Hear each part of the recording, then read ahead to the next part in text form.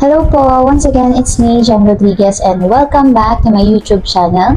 Pero bago tayo mag-proceed sa pinaka-topic natin today, kung bago ka pa rin sa aking channel, please like and subscribe and hit mo na rin po ang notification bell para lagi po kayong updated sa aking mga videos. Sa mga hindi pa po nakakaalam, once again, nag-start kami kay Sitaw last month lang, December 1, 2023. So, hindi pa rin kami ganun katagal dito sa business na to kay Sitaw. Pero, hindi kami tumitigil na pag-aralan yung platform na to dahil nakikita namin maganda ang progress, maganda ang daloy ng profit namin dito and may improvement talaga. Basta talagang aaralin mo and pagtutuunan mo ng pansin and syempre yung pasensya mo sa business, sa kahit ano namang business, so kailangan talaga nandutuon. So, total of 53 days na pala kami kay Sitaw. And mamaya ipapakita ko yung progress ng store namin, yung processing rate, yung profit namin, and lahat ng mga improvements and updates. So, I encourage you na pag-aralan itong platform na to kasi kami, ganun lang din ang ginawa namin. Pero kung babalik tayo doon sa time na nalaman namin yung about dito kay Sitaw, hindi namin to tinry kaagad. Talagang inaral namin, nagtanong-tanong kami sa mga mas nakakaalam and talagang nag-research talaga kami.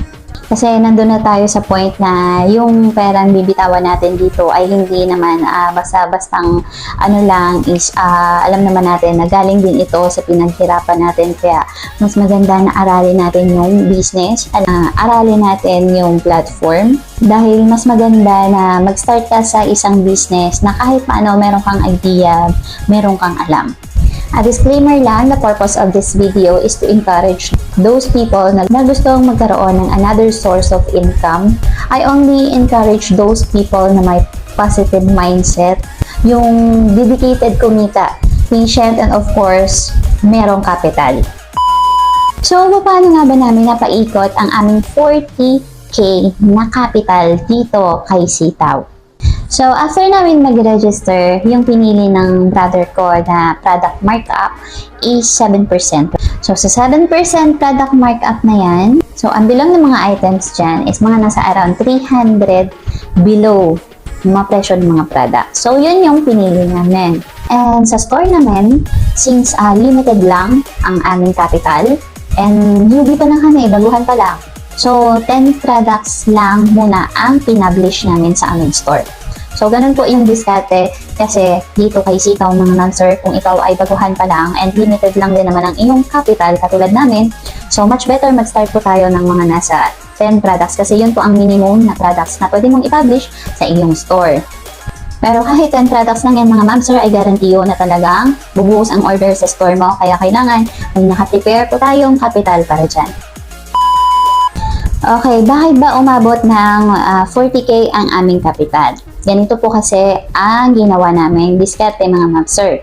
Nasa sa inyo na yan kung gagayahin ninyo o gagawin yung basihan to. At least mapagkukunan nyo to ng information or idea pa paano kayo mag-start dito kay Sitaw. Nag-start muna nag-fund yung brother ko ng 10,000. Pero bago siya nag-fund ng 10,000, tinry niya muna 500 pesos kasi syempre meron tayong doubts, di ba? As a first-time seller sa mga ganito kasi syempre baguhan pa lang din kami kay Sitaw. Tinry niyang mag-recharge ng 500, syempre tinry niya akong papasok. So pumasok, so sinunod niya na yung 10,000. So total of 10,500 yung first recharge namin dito as our first capital. And then yung 10,500 na yon, nag-last siya in just 5 days. So, naubos siya in just 5 days. After 5 days, nag-recharge kami ulit ng another 10,000 pesos. After, maubos na naman yun in just 5 days, nag-recharge naman, naka-apat kami na recharge ng 10,000. So, kung every 5 days nauubos yung 10,000 pesos namin sa pag-process, pag-pick up ng mga orders, so meaning kung kukumputin ko natin, lumalabas na sa isang araw ang budget namin sa pag-pick up o process ng mga orders sa store namin ay nasa 2,000 pesos. Okay, nakadepende po yan sa inyo kung ano po ang prefer at kaya ninyong budget. Pwede naman na 1,000 kung prefer ninyong 1,000 ang budget ninyo per day para sa pag-pick up o process ng mga orders. Basta make sure lang na hindi tayo babagsak sa ating processing rate pagdating ng evaluation date. So may mga nagtatanong sa akin na kailan daw yung time na nakapag-decide kami na mag-stop na mag-fund o mag-recharge ng capital sa store namin kay Sitaw. Nag-stop po kami mag-recharge ng aming capital o magdagdag ng capital nung time na meron ng paunti-unting bumabalik na pera from freezing money to our wallet. Na yung pera na yon na bumabalik, yun na naman ang gagamitin namin para ipang-pick up sa mga dumarating na orders. Sa pamamagitan noon, hindi na namin kailangan mag-fund ulit ng pera o magdagdag ng capital. Kung sa palagay ninyo na kaya nyo nang paikutin ang pera ninyo at meron ng unti-unting bumabalik na pera sa inyong wallet, pwede na kayong mag-stop na mag-add ng fund sa inyong store. So, yun po yung aming ginawa kung paano namin napaikot ang aming capital na 40,000. And syempre mga ma'am sir, huwag po ninyong kakalimutan na meron din po ditong evaluation. Yes, merong evaluation kay Sitaw sa ating mga seller na need nating ipasa at yun ay ang processing rate. About naman po sa mga evaluation, processing rate at penalty, huwag po kayong mag-alala, meron akong video dyan at I'm sure may makukuha kayong idea at mga impormasyon na makakatulong sa inyo. Teka na lang din po sa description yung mga video na yun, so pwede nyo pong panoorin. And ipapakita ko na rin mga ma'am sir yung update ng aming store o yung improvement, ano na ba yung processing rate ng store namin ngayon and ano ba yung processing rate niya before nung evaluation. And also, magkano na yung kinita namin dito kay Sitaw in just 50 days. And yung mga na-process na orders and when it comes sa affiliate din namin. So, i-share ko po sa inyo yan para ma-inspire naman yung mga bagong seller natin dyan. So, this month, ito po yung aming processing rate, 49.73%. And during nung evaluation, ito naman yung aming processing rate. So far, pasado naman, 64.76%. At ito naman yung aming current profit, 8,242 po in just 50 days. Uy, not bad. Pwede nang pambayad ng bills. Imagine, December 1, 2023 lang po kami nag-start niyan, mga ma'am, sir.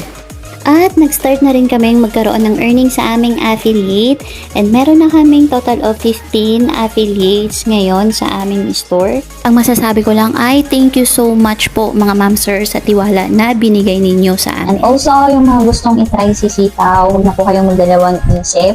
Pag-aralan nyo muna tong platform and katulad nito, manood po kayo ng mga tutorials na ganito and meron pong mga video din, yung mga coach dito kay Sitaw and mga mentor, panuorin nyo po and I'm sure makakatulong ng malaki po yun sa inyo, lalo na sa mga baguhan.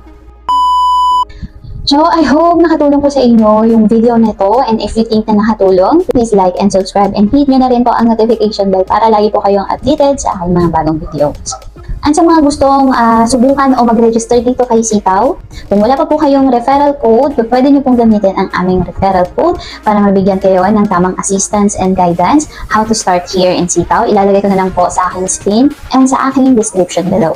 Meron po tayong GC sa Telegram. Ilalagay ko na lang din po yun sa aking description. So, pwede po kayong mag-join doon kung meron kayong mga questions para mag-guide namin kayo ng maayos. So, yun lamang po. Thank you for watching. Bye po!